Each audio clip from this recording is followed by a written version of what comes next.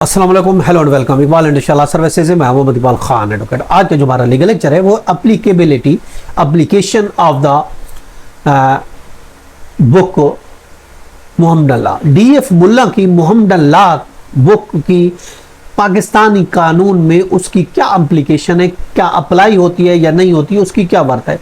देखिए, डीएफ मुल्ला सर दिन शाह फरदून जी मुल्ला, जिसको डीएफ मुल्ला के नाम से मशहूर है, उसकी किताब है मोहम्मद ला। वो किताब है, एक मशहूर किताब है मोहम्मद ला, जो कि कसरत से उसकी नकल की जाती है, उसका इस्तेमाल किया जाता है, उसका रेफरेंस दिया जाता है। पाकिस्तान पर्सनल लॉ के बारे में ये एक बरतानवी दौर में ये एक लिखी गई किताब है और पाकिस्तानी कोर्ट्स का रुख अमूमन मोहम्मद ला की तरफ है। मोहम्मद ला में जो पाकिस्तान में बहुत ज़्यादा इस सिलसिले में जो कोर्ट्स हैं इस पर इन्हासार करती हैं, जो कि हमारे रोज़मर्रा के शादी ब्याह तलाक वगैरह वगैरह के हवाले से ये एक किताब है डीएफ मुल्ला की, जो कि 1868 में पैदा हुआ था और 1934 में उसकी डेथ हुई थी। ये एक डीएफ मुल्ला यानी सर दिनेश फरदून जी मुल्ला कौन था। देखिए, अगर हम हिस्ट्री में देखते हैं, जो कि 1868 में पैदा हुआ और 1934 में उसकी डेथ हुई। डीएफ मुल्ला एक एस्टीम किस्म का एक इंडियन लॉयर था और एक लीगल राइटर था और एक जज भी रह चुका है, एक अटॉर्नी एट लॉ रहा है बम्बे हाई कोर्ट में।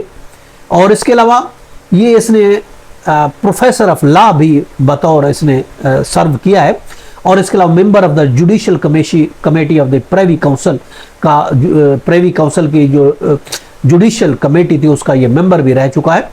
और इसने बहुत ज़्यादा बुक्स भी लिखी हैं, खासकर commentary on CPC, transfer of property act हो गया, और इसके अलावा इंसॉल्वेंसी पर इसकी बुक्स हैं, Indian contract act, registration act और बहुत सी किताबें इसने लिए। और ये एक मशहूर किताब जो हम देखते हैं मोहम्मद ला जो है डीएफ मुल्ला की, ये भी एक किताब है।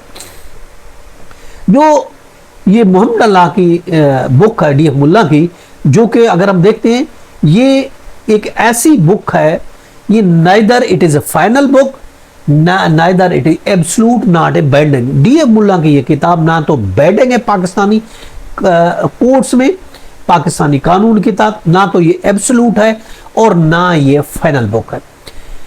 और ये इसके बारे में ये कहा गया है, ये किताब जो है इसको स्टेचुटरी अथॉरिटी नहीं है, स्टेचुटरी किस्म की कोई सैंक्शन भी नहीं है, कोई कानून इससे रिलेटेड असेंबली ने भी नहीं बनाया, कोई स्टेचुटरी तौर पर लॉ भी इसको नहीं करता कि ये एक अच्छी किताब है या बैड किताब है, ऐसा कुछ भी नहीं है।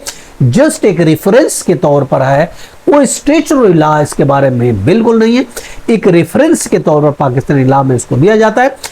इसके तमाम रूल्स जो हैं ये अप्लीकेबल नहीं है, इस पर बहुत सी रूलिंग्स भी हम आपको देते हैं। 2022 SCMR है, पेज है 2123, PLD 2003 है, SC पेज है 887 है, और इसके अलावा 2004 है, SCMR पेज 990 है, इसके अलावा PLD 2002 है, SC पेज है 267, और इसके अलावा PLD 2021 है, FSC 1 फेडरल शरीयत कोड पेज 1 है, और इसके अलावा और भी बहुत सी रूलिंग है, वो भी हम आपको देंगे। देखिए, ये एक इसके अगर हम बहुत से पोर्शन अगर हम देखते हैं, ये इस पर इग्नोर इसने किया है।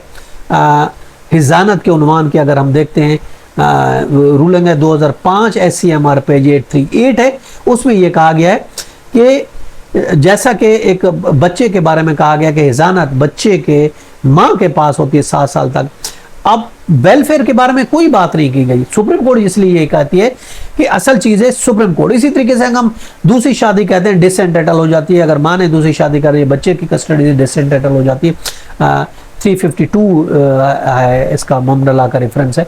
तो अगर हम उसकी बात करते हैं तो इस पर वेलफेयर की बात नहीं की गई है। देखिए, मेन जो कंसिडरेशन वेलफेयर है जैसे सुप्रीम कोर्ट ने करार 2000 है MLD पेज 967, और इसके अलावा 2004 है SCMR पेज 1839, और इसके अलावा 2005 है SCMR पेज 838।